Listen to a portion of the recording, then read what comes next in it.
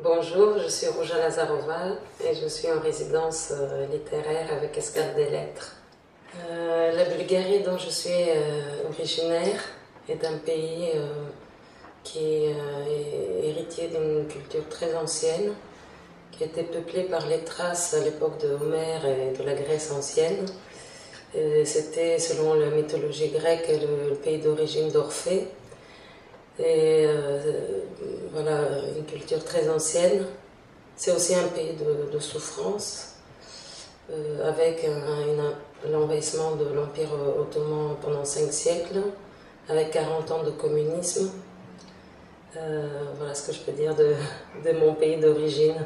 J'aime écrire en français, j'ai un attachement, j'aime la langue française. C'est comme un mariage à vie. J'aime bien les résidences littéraires parce que ça permet de découvrir des endroits qu'on ne connaît pas, enrichissant à la fois par les paysages, mais aussi par les rencontres avec les gens. Souvent, les résidences littéraires me remplissent avec des impressions et des sensations que j'utilise plus tard dans mon travail d'écriture. Donc je trouve que c'est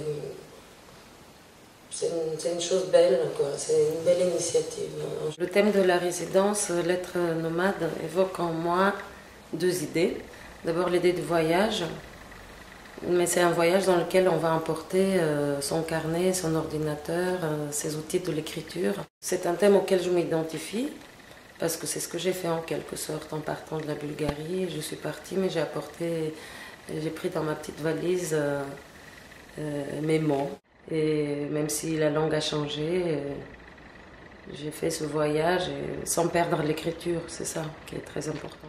Au cours de la résidence, j'ai rencontré des publics très différents. Moi, personnellement, j'aime beaucoup le contact avec les gens.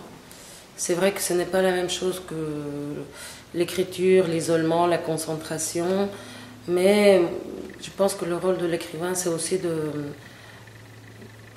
donner aux autres.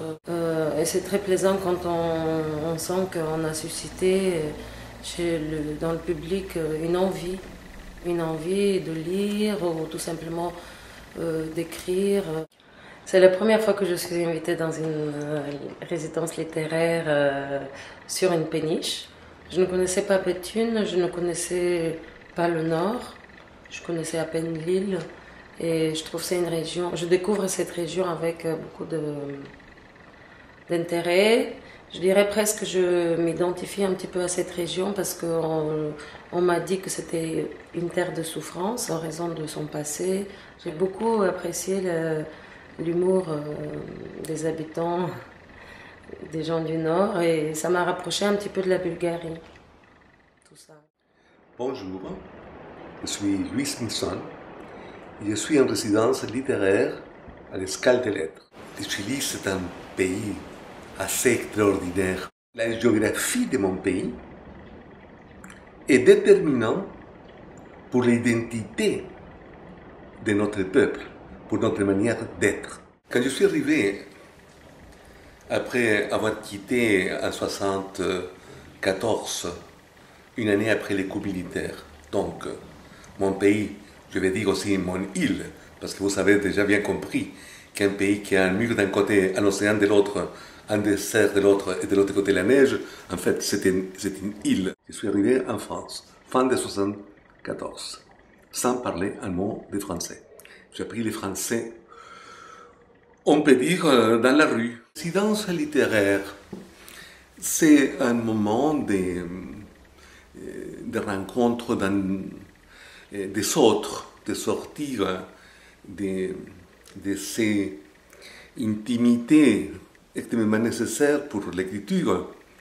Mais c'est aussi répondre à une demande et à un besoin intérieur d'établir des ponts avec l'entourage, et l'entourage humain surtout, pas seulement les paysages.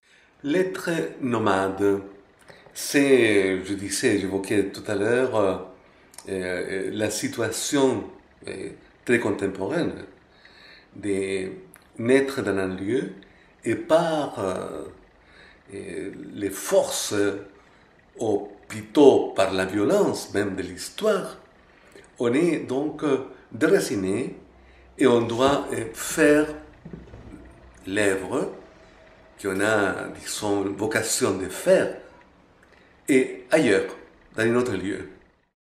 Et c'est évident que pour beaucoup d'entre nous, écrivains ou pas écrivains, les déplacements font partie de notre histoire. Moi, je ne conçois pas la résidence littéraire comme le moment même de l'écriture. Moi, je pense qu'elle doit avoir deux choses. Un moment pour connaître les paysages, les gens, pour s'imprégner, et de ce qui pourrait fournir la matière de l'écriture. Pour moi, une péniche, c'est un lieu intelligent. Mais c'est surtout un bateau. Et aussi, il y a mille choses mythiques liées au bateau. C'est un lieu de rêve. Et ces paysages avec des collines artificielles, on les voit, mais c'est le fruit d'un travail, ça. Il fallait arracher pierre après pierre tous ces morceaux pour faire ces montagnes. Ils sont comme des pyramides, comme dans l'Égypte, enfin, ce qu'il y a aussi au Mexique. Et une sensation d'espace. On voit toujours l'horizon, et c'est très extrêmement agréable, des ciels superbes, qui rappellent toujours ce ciel du Nord, ce ciel des tableaux aussi.